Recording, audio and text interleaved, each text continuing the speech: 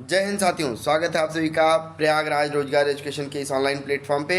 आज हम आ गए हैं आप लोगों के सामने एक बार फिर आधुनिक भारत का इतिहास, और इसमें भारत में विदेशी व्यापारियों का आगमन के साथ मैंने कहा था कि जल्दी आधुनिक भारत के इतिहास के समस्त टॉपिक को कंप्लीट करने के बाद हम सभी टॉपिक के बहुविकल्पीय प्रश्नों को लेकर के आएंगे। इसी तरीके से हम अपने वादे के साथ लेकर आ गए हैं एक नई वीडियो, एक नई शुरुआत के साथ प्रयागराज रोजगार एजुकेशन के इस ऑनलाइन प्लेटफॉर्म पे, जिसमें हम अब एक सीरीज़ के साथ सभी टॉपिक को कवर करते हुए चलेंगे और देखेंगे कि सभी टॉपिक के बहुविकल्पीय प्रश्न कौन कौन से और किस तरीके से बन सकते हैं। एक महत्वपूर्ण क्वेश्चन कि ये वीडियो किस किस एग्ज़ाम के लिए इम्पॉर्टेंट है, यानी कौन से एग्ज़ाम की तैयारी करने वाले इस वीडियो को देख सकते हैं। तो भैया बहुत ही इम्पॉर्टेंट चीज़ बताने जा रहा हूँ, ध्यान से सुन लीजिए। क्या कि ये टीचिंग के एग्ज़ाम के लिए, किसके लिए? टीचर्स के लिए। अब ये टीआरई कोई भी हो, कोई भी टीआरई हो, चाहे बीपीएससी का टीआरई 3 टीआरई 4 हो, या अब टीआरई 3 टीआरई 4 में 6 to 8 वाले भी देख सकते हैं, 9 to 10 वाले यानी टीजीटी वाले भी देख सकते हैं, और पीजीटी वाले भी देख सकते हैं, क्योंकि आधुनिक भारत का इतिहास सभी जगह पूछा जाता है। इवन बीपीएससी टीआरई में जो जीएस का पेपर 40 क्वेश्चन का, 40 क्वेश्चन का जो पहला एक और सेक्शन होता है जिसमें सभी टॉपिक पूछे जाते हैं, उसमें 8 क्वेश्चन हिस्ट्री से आते हैं। वो 8 क्वेश्चन भी आधुनिक भारत के इतिहास से इन्हीं जगहों से आपको मिल जाएंगे। इसके अलावा अभी यूपी में टीजीटी का कुछ पता तो नहीं चल रहा है, टीजीटी पीजीटी एग्ज़ाम का, लेकिन जल्द ही होने वाला है। तो यूपी टीजीटी और पीजीटी, एनवीएस केवीएस का भी कोई टीजीटी पीजीटी है तो उसके लिए भी, साथ ही यूपी पीसीएस के तहत जीआईसी लेक्चरर जो होता है इस एग्ज़ाम के लिए भी, और यूपीएचईएससी के तहत जो असिस्टेंट प्रोफेसर का फॉर्म डाल करके बैठे हुए हैं 51th एडवर्टीज़मेंट का, वो लोग भी इस वीडियो को देख सकते हैं। यानी इतिहास जहाँ भी पूछा जाता है वहाँ ये वीडियो इम्पोर्टेंट है, और चूँकि बहुविकल्पीय प्रश्नों के साथ है इसलिए और आनंद आने वाला है। तो शुरू करते हैं आज की इस शानदार क्लास को, जिसमें पहला ही क्वेश्चन हम लोग देखेंगे, और क्वेश्चन ये सारे प्रीवियस ईयर क्वेश्चन हैं, इसलिए ध्यान से देखते चलिएगा तो और ज़्यादा मज़ा आने वाला है। पहला क्वेश्चन क्या कहता है भैया? निम्नलिखित में से किसने भारत आने के पीछे लक्ष्य को इन शब्दों में व्यक्त किया था? तो विदेशी यात्री जो आते थे उनमें से एक व्यक्ति ने ये कहा था कि हम ईसाइयों व मसाले लेने आए हैं।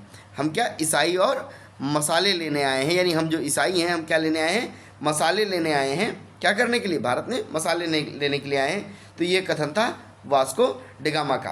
पढ़ते हैं, वास्को डिगामा 20 मई 1498 में, जब 20 मई 1498 को कलिकट में आया था। कहाँ पे आया था? कलिकट बंदरगाह था, कलिकट पे आया था, और वहाँ तत्कालीन शासक, वहाँ का तत्कालीन शासक कौन था? जमोरिन था। कौन था?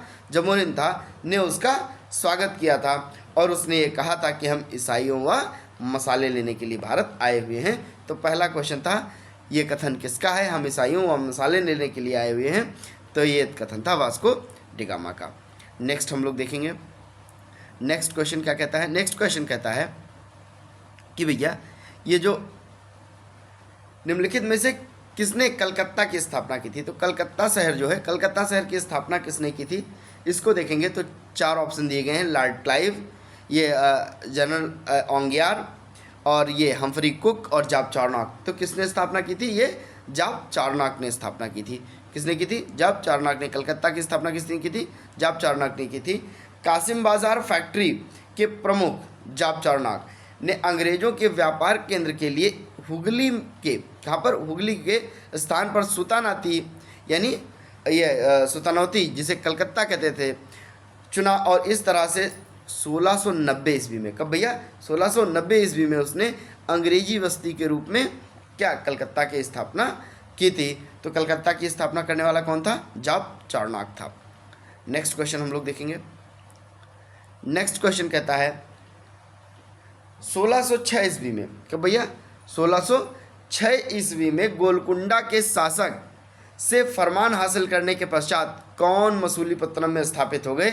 यानी कि जो अलग अलग व्यापारी आए, चाहे वो पुर्तगाली हों, अंग्रेज हों, या डच हों, डेनिश हों, फ्रांसीसी हों, तो उसमें से कौन लोग थे जिन्होंने मसूलीपट्टनम में, और वो भी कब? ये ध्यान रखने वाली बात है। मसूलीपट्टनम में कई लोगों की फैक्ट्रियाँ बनी थी 1606 में। 1606 में गोलकुंडा के शासक से फरमान हासिल करने के पश्चात मसूलीपट्टनम में किसने अपनी फैक्ट्री स्थापित की थी? तो इसका आंसर क्या होगा? पुर्तगाली, अंग्रेज, डच, फ्रांसीसी। क्या होगा तो बताइए, कमेंट बॉक्स में भी बताते चलिएगा। डच आप लिखते रहेंगे तो आंसर जल्दी याद होगा। इसके बारे में थोड़ा सा डिस्कशन भी देख लेते हैं, क्या हो सकता है। 1606 में गोलकुंडा के शासक से फरमान हासिल करने के पश्चात डच, कौन भैया? डच मसूलीपट्टनम में स्थापित हो गए। डचों ने मसूलीपट्टनम में प्रथम कारखाना खोला था। ध्यान रखिएगा, मसूलीपट्टनम में पहली बार कारखाना खोलने वाले कौन थे? तो यही डच थे। डच भारत में मसाला व वस्त्र व्यापार करते थे। इंपॉर्टेंट क्वेश्चन है, डच भारत से कौन सा व्यापार करते थे? ये भी बहुत महत्वपूर्ण है। तो डच भारत से मसाला और वस्त्र का व्यापार करते थे, लेकिन इनके पास संसाधन कम थे, इस कारण अन्य यूरोपियों की तरह इनका प्रसार नहीं हो सका। अंग्रेजों ने डचों को पराजित कर व्यापार से वंचित कर दिया था, यानी अंग्रेजों से युद्ध हुआ और पूरी तरीके से डच यहाँ से भगा दिए गए। नेक्स्ट बहुत ही इम्पोर्टेंट क्वेश्चन है, हर जगह पूछा ही जाता है कि भैया ये जो आए थे अंग्रेज, या जो फैक्ट्रियाँ आई थी उधर से यूरोपीय साइड से, वो उन लोगों का क्रम क्या है, यानी कि किस क्रम में यूरोपीय लोग व्यापार करने हेतु भारत आए। याद रखिएगा, ये फैक्ट्री की स्थापना का क्रम नहीं है, कहीं से भी इसमें फैक्ट्री की स्थापना का क्रम पूछा नहीं गया है। इसमें क्या पूछा गया है कि किस क्रम में भारत वो व्यापार करने के लिए आए। तो इम्पोर्टेंट बात है पी, डी और अंग्रेज और फिर एफ, ठीक है। तो पी, डी, ए, एफ याद कर लीजिए, पी, डी, ए और एफ ये याद कर लीजिए। पीडीएफ आपको पता होगा, पीडीएफ की जगह पीडीएफ याद कर लीजिए। तो कौन पहले आए थे? पहले आए थे पुर्तगाल, फिर डच, फिर अंग्रेज और फिर फ्रांसीसी। इस क्रम में व्यापार करने के लिए यहाँ पे ये यूरोपीय कंपनियाँ आई थी। अगर इनका एक सही क्रम देखें तो इसमें एक आदमी गायब है जो कि क्वेश्चन के ऑप्शन में ही नहीं है। उसको भी अगर आप याद करना चाहें तो आप याद कर सकते हैं। और वो किस प्रकार याद कर सकते हैं कि ये पुर्तगाली हैं, पुर्तगालियों के बाद डच आए, ये बात सही है। लेकिन अंग्रेज़ों से पहले एक छोटे व्यापारी आए थे, वो वापस चले गए थे। कौन थे? डेन थे। कौन थे? डेन। तो इस तरीके से पी, डी, ई, एफ करके पी, डी, ई और पी, डी, ई, डी, एफ ऐसा करके आप याद कर सकते हैं। पी से कौन थे? पुर्तगाली थे। डी से डच थे। और ई से कौन था भैया? पुर्तगीज़, अंग्रेजी और फिर एक और हैं इसमें पी, डी, ई। तो इसमें देखते हैं ये पी, डी, ई, डी, एफ मैंने क्यों लिख दिया था, इसको देख लीजिए। पी, 1 सेकेंड, पी, डी, ई और फिर डी और एफ मैंने लिखा था। तो ये ऐसा है, पी से पुर्तगाली थे, डी से डच थे और ई से ये ब्रिटेन वाले थे, यानी इंग्लैंड वाले थे, अंग्रेज थे। और फिर डी से ये डेन थे और फिर आए थे फ्रांसीसी। तो यानी पुर्तगाली, डच, अंग्रेज यानी ई और फिर डेन। कौन थे? डेन। और फिर फ्रांसीसी आए थे। ये है उनके आने का क्रम। अब देख लेते हैं इनकी स्थापना वर्ष, यानी कि अगर कंपनियों की स्थापना की बात की जाए तो किस क्रम में कंपनियां स्थापित हुई थी, इसके विषय में भी देख लेते हैं। तो सबसे पहले पुर्तगाली कंपनी ये कब स्थापित हुई? ये 1498 में स्थापित हुई थी। फिर डचों ने अपनी कंपनी स्थापित की 1602 में। फिर ये the governor and the company of merchant of trading, ये कौन थे? ये इंग्लिश थे, याद रखिएगा। ये इसे ही कहते थे, कौन सी? John company. क्या कहते थे? John company. जॉन कंपनी के नाम से किसे जाना जाता था? ये अंग्रेज़ों को कहा जाना जाता था।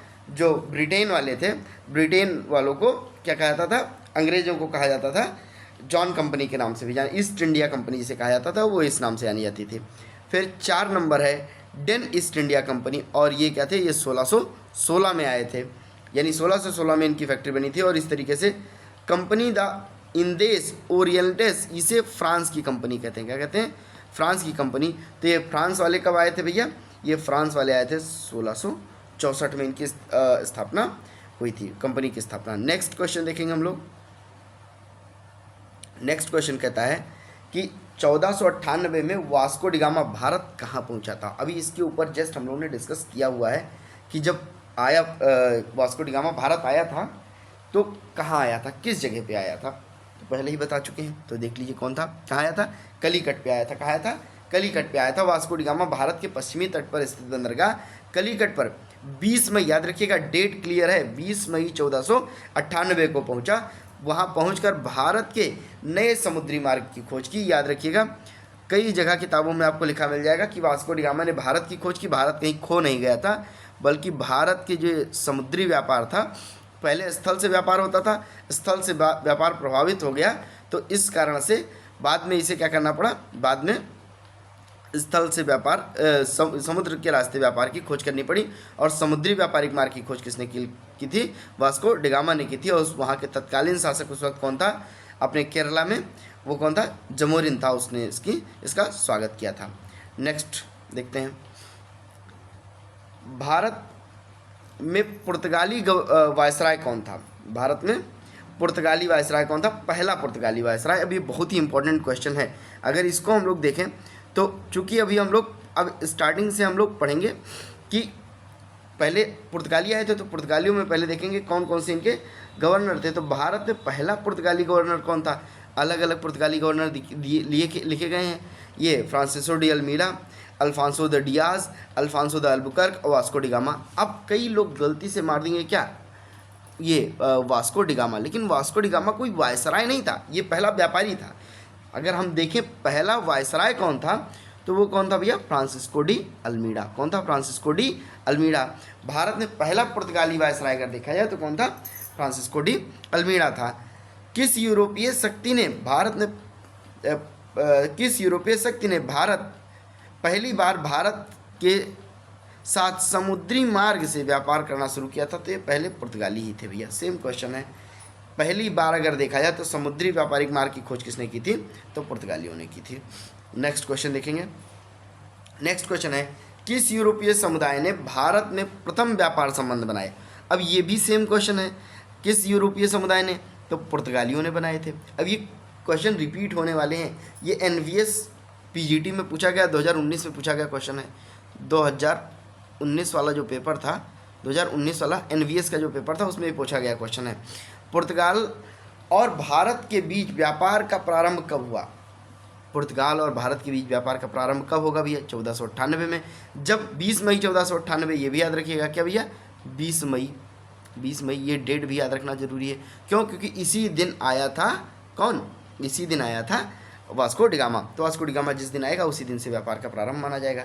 नेक्स्ट क्वेश्चन क्या कह रहा है, एक पुर्तगाली नाविक वास्को डी गामा कब कलीकट के बंदरगाह पर पहुंचा और भारत के लिए समुद्री व्यापारिक मार्ग की खोज की? देखिए क्लियर डेट पूछा गया है, तो ये यहाँ पे ऑप्शन में ही नहीं था। ये क्वेश्चन प्रीवियस ईयर है और इसमें स्टार आ गया था। इसमें क्या आ गया था? स्टार आ गया था। क्यों? क्योंकि इसमें कोई भी ऑप्शन नहीं था। और मैं आपको बता दूं, ये TGT परीक्षा यूपी TGT 2000 कब का है? 2004 वाला है। 2004 में ये क्वेश्चन पूछा गया TGT 2004 में, और इसमें कोई ऑप्शन ही नहीं था। ये आप बताइए कि इसमें क्या होगा, क्योंकि ऊपर कई बार मैं डिस्कस कर चुका हूँ, इसीलिए मैं ये क्वेश्चन लेकर के आया था कि आप लोग अपना आंसर बताइए कि इसमें क्या हो सकता है, क्योंकि कई बार डिस्कस किया जा चुका है। नेक्स्ट क्वेश्चन, भारत में सर्वप्रथम आने वाले यूरोपीय कौन थे? फिर क्वेश्चन रिपीट हुआ है। भारत में आने वाले पहले यूरोपीय कौन थे? पुर्तगाली थे। कौन थे? पुर्तगाली थे। कलीकट में 1498 वास्को डी गामा के साथ उतरने वाले गुजराती पायलट का नाम क्या था? इंपॉर्टेंट है, अब ऐसे क्वेश्चन पूछे ही जाएंगे। कलीकट में भारत में जो कलीकट में आया था जब ये वास्को डी गामा, तो उस समय जो गुजराती पायलट आया था उसका क्या नाम था? यानी किसके मदद से, किसकी सहायता से ये वास्को डी गामा भारत पहुंचा था? तो ये कौन था भैया? ये जमोरिन था। कौन था? जमोरिन था। ठीक है, जमोरिन की सहायता से आया था? नहीं, जमोरिन तो वहाँ का शासक था। कौन था? अब्दुल मजीद की सहायता से आया था। किसकी सहायता से आया था? अब्दुल मजीद की सहायता से आया था। कलीकट 1498 में वास्को डी गामा के साथ उतरने वाले गुजराती पायलट, और ये इससे मिला कहाँ था? ये हॉर्न ऑफ अफ्रीका में मिला था। कहाँ मिला था भैया? Horn of Africa. अगर ऐसा देखेंगे नीचे तो यहाँ पर उससे उसकी मुलाकात हो गई थी। किससे?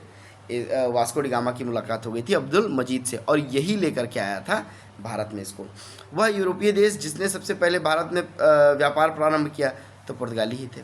ठीक है, ये क्वेश्चन बार बार रिपीट हुए हैं, तो बार बार आए हुए हैं, इसी चैप्टर से ये क्वेश्चन आए हुए हैं, और यही क्वेश्चन आते हैं। व्यापार के लिए भारत में आने वाले यूरोपीय में सर्वप्रथम कौन आए थे, तो पुर्तगाली आए थे। कौन आए थे? पुर्तगाली आए थे। नेक्स्ट, ईस्ट इंडिया कंपनी का निम्नलिखित में से प्रारंभिक नारा क्या था? इंपॉर्टेंट क्वेश्चन है। अगर देखा जाए तो प्रारंभिक नारा क्या था किसका?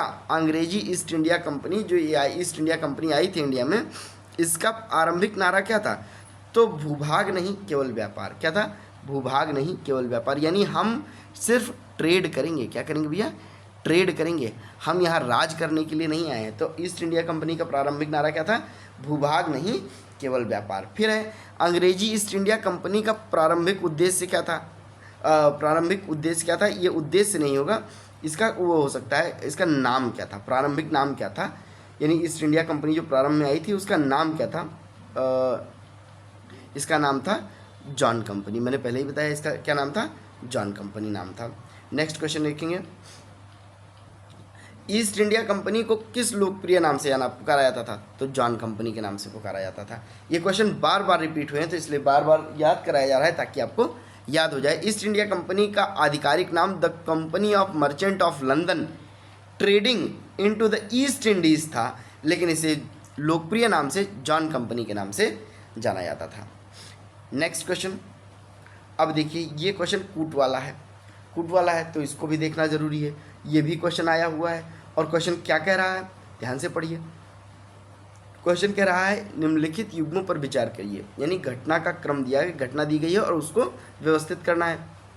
देखते हैं, ब्रिटिश ईस्ट इंडिया कंपनी द्वारा मद्रास की खरीद 1640। बताइए सही है गलत? इसको पॉज करके आप क्वेश्चन अटेम्प्ट भी करिए, ताकि क्योंकि ये लाइव टेस्ट जैसा भी हो जाएगा अगर आप क्या करेंगे, इसको साथ साथ लगाते भी। तो ब्रिटिश ईस्ट इंडिया कंपनी द्वारा मद्रास की खरीद क्या है? सही है, 1640। फिर इसके बाद है फ्रांसीसी ईस्ट इंडिया कंपनी द्वारा मद्रास पर कब्जा 1746। सही है, देखते हैं, चेक करते हैं। तो भैया ये तो 1640 नहीं था, ये तो मुझे याद आ रहा है 1639 था। हाँ भाई सही है, तो ये 1639 था, 1639 में था ब्रिटिश ईस्ट इंडिया कंपनी द्वारा मद्रास की खरीद। ठीक है, तो ये तो गलत हो गया, पहला गलत हो गया, पहला गलत हो गया, तो ये भी ऑप्शन गलत है, ये भी ऑप्शन गलत है। तीसरा लिखा है अंग्रेजों के लिए मद्रास की बहाली 1750 में हुई थी? नहीं, 1748 में हुई थी। कब हुई थी? 1748 में हुई थी। तो 3 नंबर भी गलत है, यानी 2 नंबर सही है। फ्रांसीसी ईस्ट इंडिया कंपनी द्वारा मद्रास पर कब्जा कब किया था? 1746 में किया गया था। नेक्स्ट देखते हैं, नेक्स्ट देखेंगे तो क्या है, डच ने भारत में अपना पहला उपनिवेश कहाँ स्थापित किया था? तो डचों ने पहला उपनिवेश कहाँ स्थापित किया था? अभी इस क्वेश्चन को, डचों ने भारत में अपना पहला उपनिवेश कहाँ स्थापित किया था? तो डचों ने पहला उपनिवेश अपना स्थापित किया भैया पुलिकट में। कहाँ पर स्थापित किया? पुलिकट में। क्यों? क्योंकि नीदरलैंड यानी हॉलैंड के मूल निवासी थे, यानी डच कहाँ के थे? नीदरलैंड यानी हॉलैंड के रहने वाले थे। पुर्तगालियों के बाद डच ही भारत आए थे। कब? 1610 में। डचों ने चंद्रगिरी के राजा के साथ समझौता करके पुलिकट पर अपना उपनिवेश स्थापित कर लिया था, और डचों ने यहीं से अपने स्वर्ण सिक्के चलाए थे, जिसे क्या कहते थे? पैगोडा के नाम से जाना जाता था। नेक्स्ट क्वेश्चन है, नेक्स्ट क्वेश्चन आपका कह रहा है निम्नलिखित में से कौन सा केंद्र भारत में डच वाणिज्यिक केंद्र नहीं था? तो डच वाणिज्यिक केंद्र कौन सा नहीं था? तो हुगली नहीं था इन लोगों का, हुगली इन लोगों का नहीं था। मसूलीपट्टनम में भी थे, कराईकल में थी, और बालासोर में भी ये लोग थे। तो भारत में डच वाणिज्यिक केंद्र अगर देखें तो बंगाल के हुगली में नहीं था, बल्कि चिंसुरा। भारत में अन्य वाणिज्यिक केंद्रों में मसूलीपट्टनम, पुलिकट, सूरत, कराईकल, नेगापट्टनम, पटना, बालासोर, कासिम बाजार और विशाखापट्टनम में भी इनके केंद्र थे। नेक्स्ट क्वेश्चन देखते हैं, पुर्तगाल के राजा ने मई 1487 में भारत की ओर किसे भेजा था? कहाँ के राजा? पुर्तगाल के राजा ने 1487 में भारत की ओर किसे भेजा था? तो 1487 में राजा कौन था? राजा जॉन था। पुर्तगाल के राजा जॉन ने 1487 में जेपी दे केविलोहुमा, कौन था? जेपी दे केविलोहुमा को इनको भेजा था, भारत की ओर भेजा था। केविलोहुमा अदन लाल सागर होते हुए कलिकट भारत पहुंचा। Portuguese Vasco D gamma Bharat के पश्चिमी तट पर बंदरगाह 20 मई 1498 को पहुंचा था। कब पहुंचा था भैया? 1498 में पहुंचा था। वहां पहुंचकर भारत के नए सामुद्रिक व्यापारिक मार्ग की खोज की। कलिकट के तत्कालीन शासक जिमोरिन ने वास्को डी गामा का क्या किया था? स्वागत। 1665 में भारत में से निम्नलिखित में से किसने बम्बई को अपने अधिकार में ले लिया था? तो बम्बई को अधिकार में ले लिया था गेराल्ड ओंगियार ने। 1665 में गेराल्ड ओंगियार ने बम्बई को अपने अधिकार में ले लिया। गेराल्ड ओंगियार मुंबई का संस्थापक माना जाता है। तो मुंबई का संस्थापक कौन था? गेराल्ड ओंगियार था। नेक्स्ट क्वेश्चन है, बम्बई अंग्रेजों द्वारा भारत में स्थापित प्रथम व्यापारिक केंद्र कौन सा था? तो प्रथम व्यापारिक केंद्र कहाँ था? सूरत में था, अंग्रेजों द्वारा स्थापित प्रथम व्यापारिक केंद्र।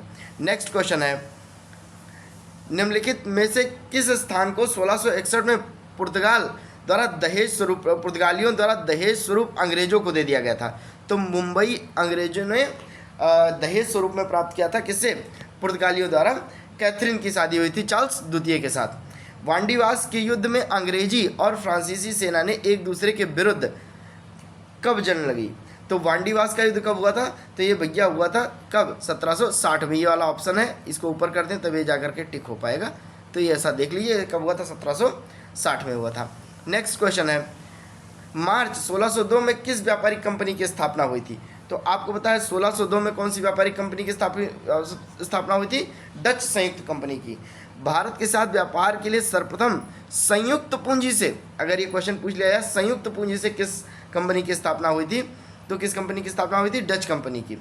ये स्थापना हुई थी। हॉलैंड एक शक्तिशाली राष्ट्र नहीं बन पाया था अभी तक, जिसकी वजह से किसी संयुक्त पूंजी से ये बनाई गई थी।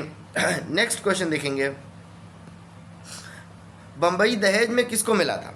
तो बम्बई दहेज में किसको मिला था? अभी मैंने बताया चार्ल्स द्वितीय को मिला था। 1661 में इंग्लैंड के सम्राट चार्ल्स द्वितीय का विवाह पुर्तगाल की राजकुमारी कैथरीन के साथ हुआ था। अभी मैंने बताया है।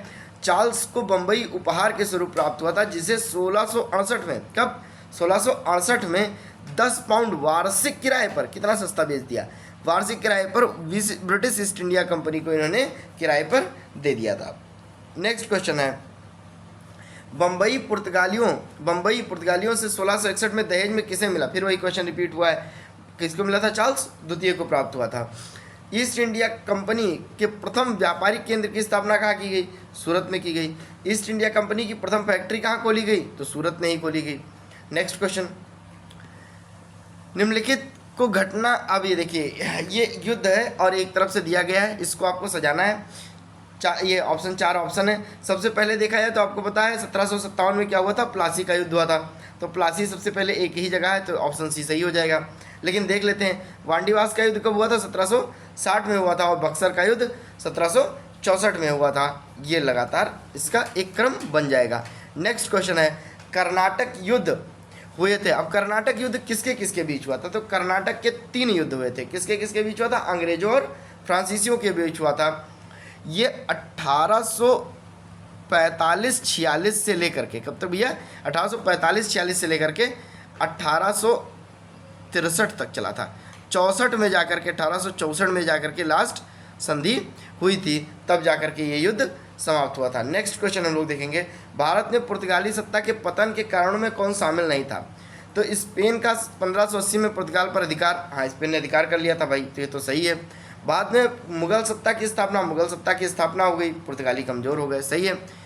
अंग्रेजी एवं डच नौ सैनिकों की शक्ति का उदय, अब ये अंग्रेज और डच ये 2 नई शक्तियां भी पुर्तगाल को टक्कर दे रही थीं, जिस कारण से भी पुर्तगाली पतन हुआ। अंग्रेजों की ये औरंगजेब की व्यापारिक नीति, इससे कोई खास फर्क नहीं पड़ा था, इसलिए क्वेश्चन ये आंसर नहीं होगा।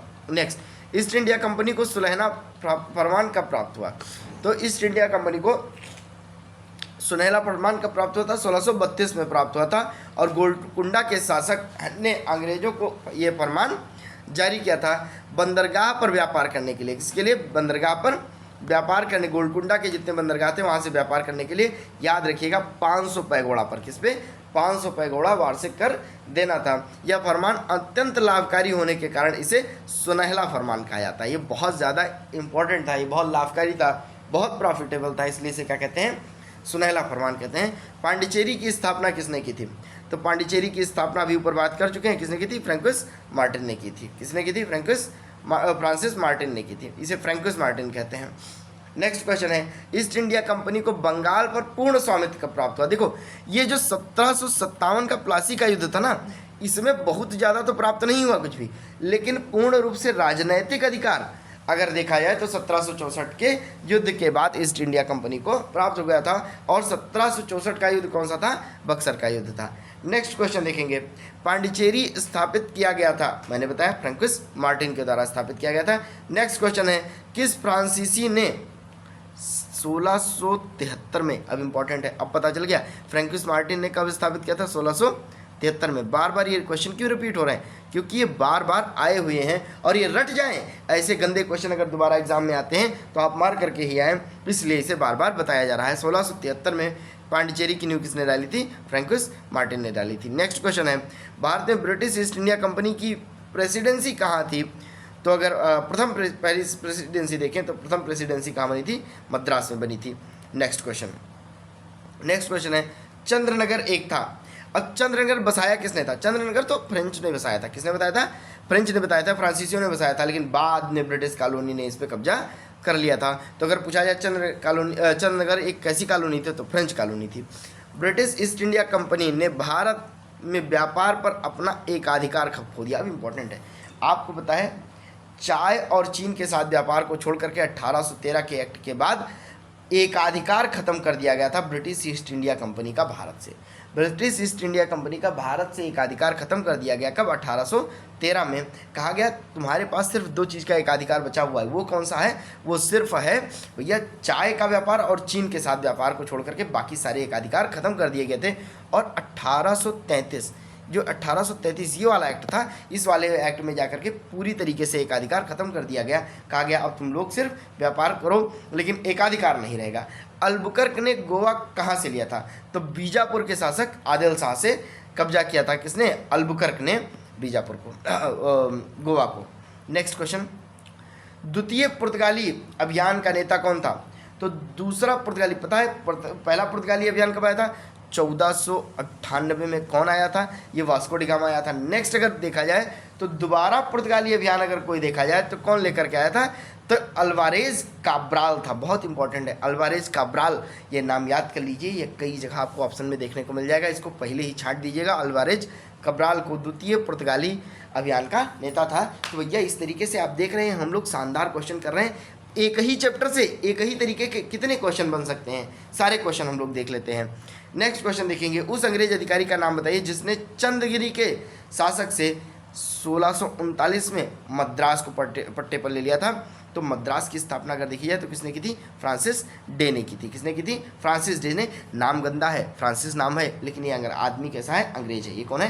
अंग्रेज है, ये फ्रांसीसी नहीं है, क्योंकि तब तक तो फ्रांसीसी भारत में आए भी नहीं थे 1639 में। तो 1639 में कलकत्ता की स्थापना मद्रास की स्थापना किसके द्वारा? फ्रांसिस डे के द्वारा कर दी गई थी। नेक्स्ट क्वेश्चन नहीं है, देखते हैं। Thank you so much. आप लोग देख रहे थे प्रयागराज रोजगार एजुकेशन को, और आप देखिए लाइक ज़रूर कर दीजिए भाई, क्योंकि चैनल नया है। आपको पता है हमारा जो दूसरा चैनल है वहाँ 9.5 लाख से ज़्यादा सब्सक्राइबर हैं, लेकिन अभी मैं यहाँ पे सब्सक्राइबर के लिए आपसे क्यों बोल रहा हूँ?